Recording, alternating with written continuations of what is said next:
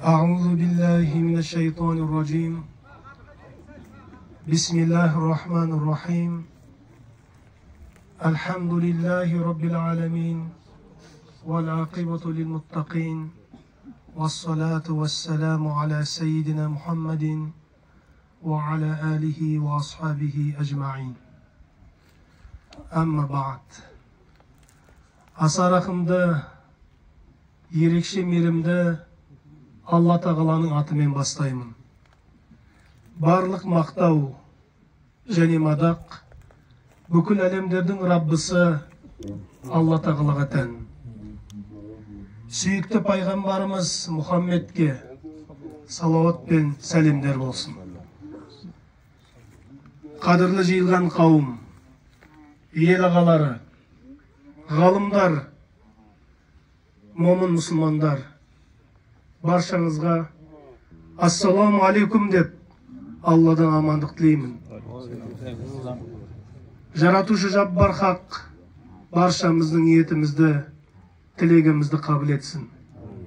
Алла Тағала қасиетті Құран-ы Кәрімде Аузу биллахи минаш шайтанир раджим Ярфа'иллаху аллазина аману минкум валлазина утул илма даражат валлаху бима та'малуна хабир. Садақаллаху азим. Алла Тағала қасиетті Құранда дәрежесін көтеремін дейді. Кімдердің? Алланың алдында Аллаға иман еткендердің. Кім Аллаға сенсе, Аллаға иман етсе, Алла Тағаланың алдында оның дәрежесі жоғары болады. Және де кімге Алла білім берсе, кім білімді болса, кім ғалым болса, оның дәрежесі Алланың алдында жоғары болады екен. Аллаға сансыз шүкірлер, сансыз мақтаулар болсын. Иман еткен пендесінің қатарына қосқан үшін. Және осындай ғалым ұстаздарды берген үшін Аллаға сансыз шүкірлер, сансыз мадақтар болсын.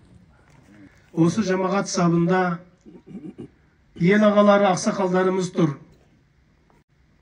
5 уақыт намазын қаза етпеген, елге насихатын айтып жүрген, білім жолына аянбай қызмет еткен Абжаппар ағамыз бастаған талай осында үлкендер тұр. Сансызбай шейх бастаған талай ғалым имамдар тұр. Осы момын мұсылмандармен бірге болған сіздер мен біздер әрине бақыттымыз.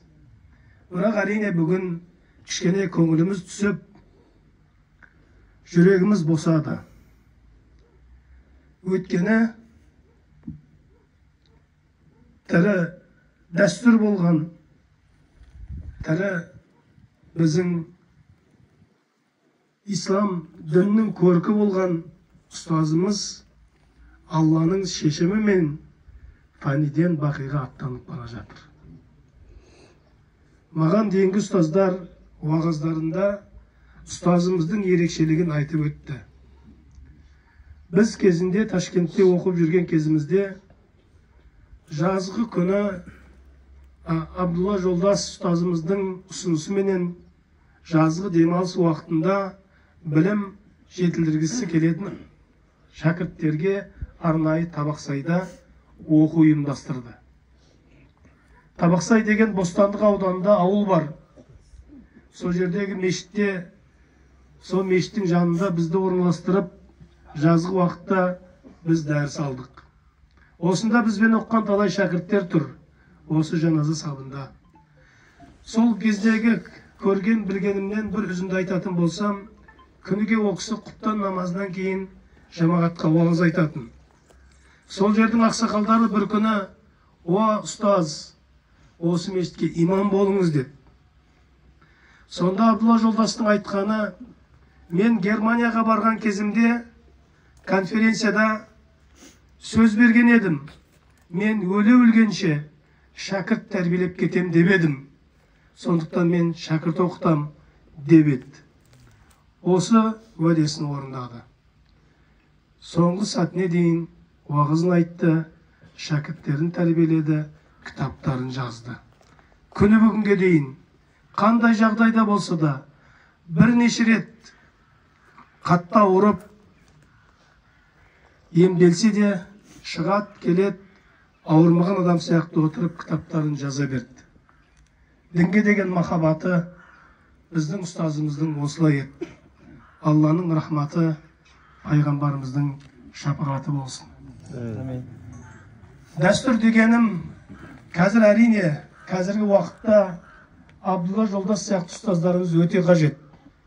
Қазақтың салт дәстүрін жетік меңгерген, дінді терең оққан кісілер қазіргі таңда өте қажет.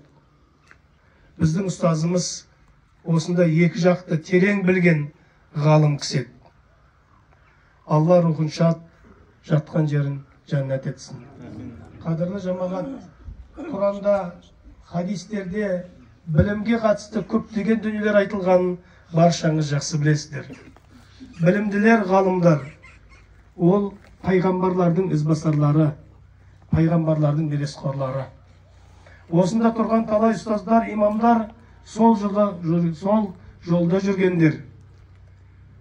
Қасиетті Құран-ы Кәрімде Аллаға бойсын, пайғамбарға бойсын, араларынан шыққан басшыға бойсын деген аяттың тәпсірлерінде арамыздан таңдалған басшыларға бойсын және араларындағы ғалымдарға еріңдер деген бойсыныңдар деп те тәпсірлеп ғалымдарымыз айтқан. Қадірлі жамағат, мінекей осының барлығы Алланың ғалымдарға берген сыйы.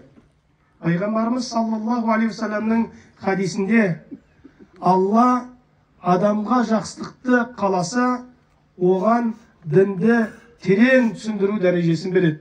Яғни ілім, білім береді дейді. Алланың жақсы көрген адамдары ғалым болады екен. Алла тағала ұстазымыздың алдынан жарылқап, өз мейірімін пайғамбарымыз саллаллаху алейхи вассаламның шапағатын нәсіп етсін. Біздің мемлекет басшысы қадірлі Қасым-Жомарт Кемелұлы имамдар форумында Қазақстан мұсылмандары діни басқармасы 30 жылда елдің ынтымағына, ел бірлігіне үлкен үлес қосты деп айтқан еді. Осы ұстаздарымыздың да ел бірлігіне, ынтымағына, елдің иманды болуына үлкен үлесі бар.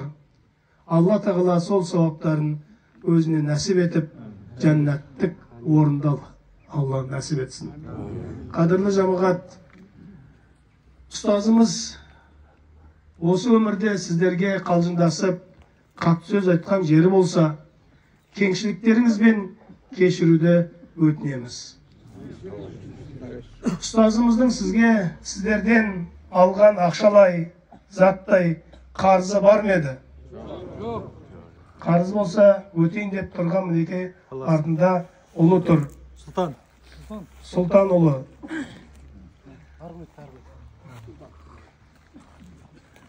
Қадірлі жамағат, Алланың әмірімен ұстазымыз Жолдасұлы Абдулла Шамсия күнтізбесі бойынша 77 жасында, Қамария күнтізбесі бойынша 79 жасында фәниден бақиға аттанып бара жатыр. Алланың рахматы, пайғамбар шапағаты болсын. Қазір қадірлі жамағат жаназа намазын оқимыз. Білесіздер, жаназа бұл дұға намазы, тілек намазы. Жамағат жиналып келіп, Алладан арамыздан дүние салған бауырымыздың жағдайын сұрау үшін жиналатын намаз.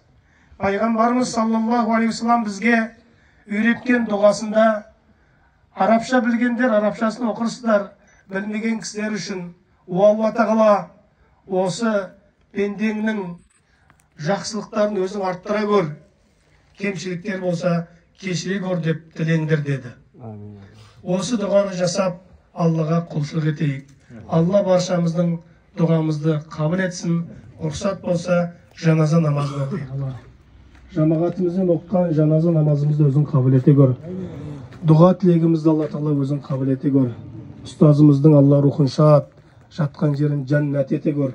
О Раббым, Алла өзіңнің мейіріміңді нәсіп ете көр. Пайғамбарымыз Мұхаммед Мұстафа саллаллаху алейхи вассаламның шапағатын нәсіп ете көр. Алла тағала өзің жақсылық назарымен қабылдай көр. Жақсылықтарын арттырып, кемшіліктерін кешіре көр. артында қалған жақындарына көркем сабыр беріп, өмірлеріне береке бере көр. Жамағатымыздың, баршамыздың дұғамызды бізден өзің қабыл ете көр. Амин. Аллаху акбар. Қадірлі жамағат, қандай адам еді ұстазыңыз?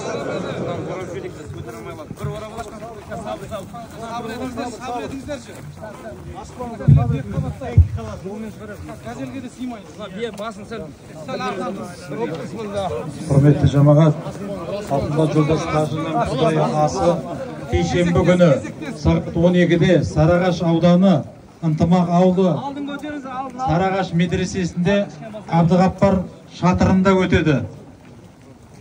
Ынтымақ ауылы Абдығаппар шатыры Сарыағаш медресесінде сағат 12-де Абдулла